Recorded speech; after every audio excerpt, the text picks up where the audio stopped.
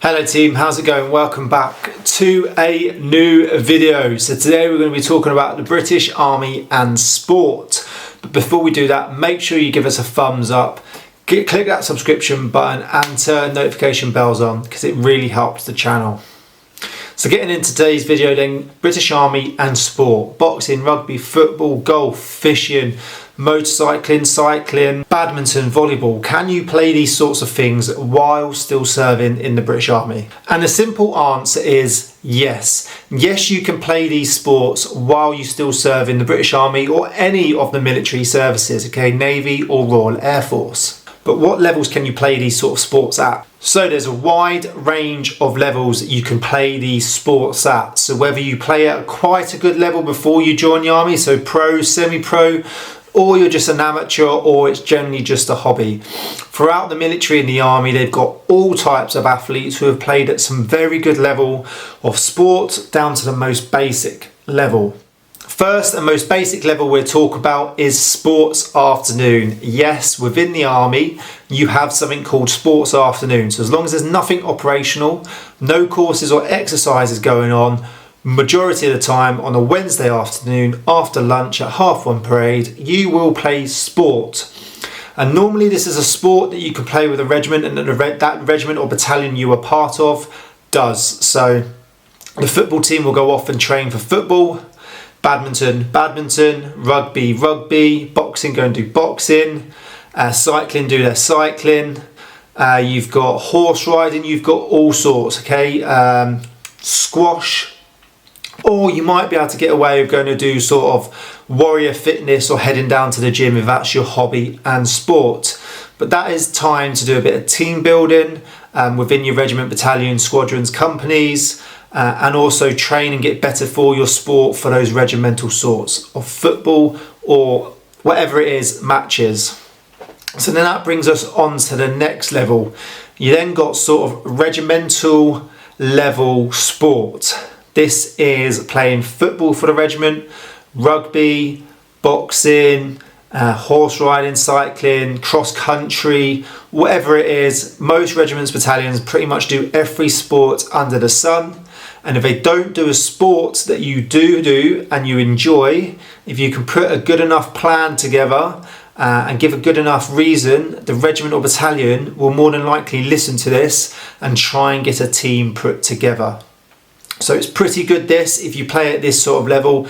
So they normally have a dedicated team. So you'll be part of, say, we'll just use football or rugby, the regimental football and rugby team. You do your training sessions each week, and then you'll go around the army depending on what league you're in, and you'll go and play different battalions and regiments and then hopefully win the league at the end of that. And this is done during work hours.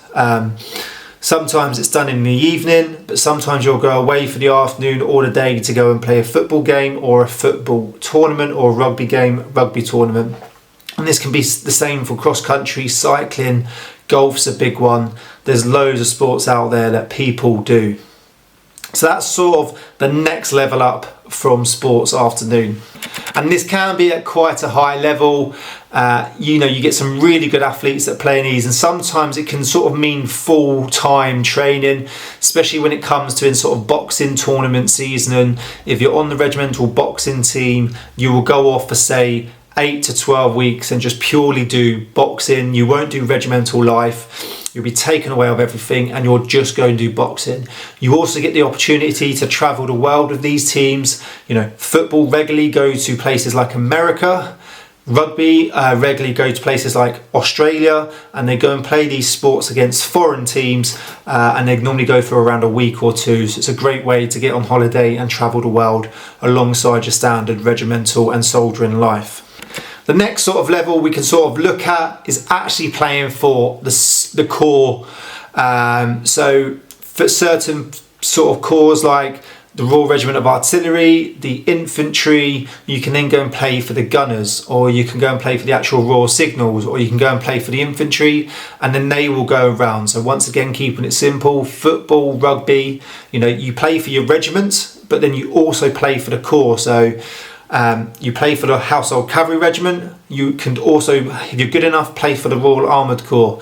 You could play for 7 Power HA, but you could also play for the Royal Artillery. So you're going from regimental up to your actual corps, which is the next step up, and once again it's quite a hard one to get into. You can imagine how many people within that, and you've got to be selected to be part of that side. So that's another sort of level you can go up, and once again they do tournaments and they also do trips away, so you can go travelling with them. So you can you'll be doing regimental training, regimental football. You've also then got to do corps training and corps football as well. So straight away you're going to be away quite a bit with that on top of your soldiering, so it's a good way of getting out there and trying new things. Moving on to the next one then, we are going to talk about service sport. Okay, so this is playing for the service, British Army, Royal Navy or the Royal Air Force. Yes, these have teams as well, and this is where you pretty much become a full-time tracksuit soldier. So if you're lucky enough to get on the Army rugby, football team, swimming, cycling, cross country, they are that busy and that high level and they're training that much, they are away a lot. You're pretty much untouchable within your regiment or battalion. If the army call you up for football and there's an exercise coming up, you are not going to be going on that exercise. You are going to be playing for that in that football match, okay? And that's on top of regimental and corps football. You're then going to get to play army. So if you really like football and you're really good at it, you can see how much football you can still play in the army while still receiving a full-time army wage, doing a little bit of soldiering, but also getting to have fun and playing football, rugby, or whatever it is on top of that.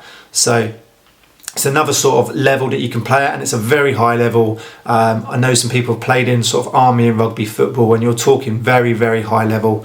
People have got experience outside the army before they join in semi-pro, pro teams.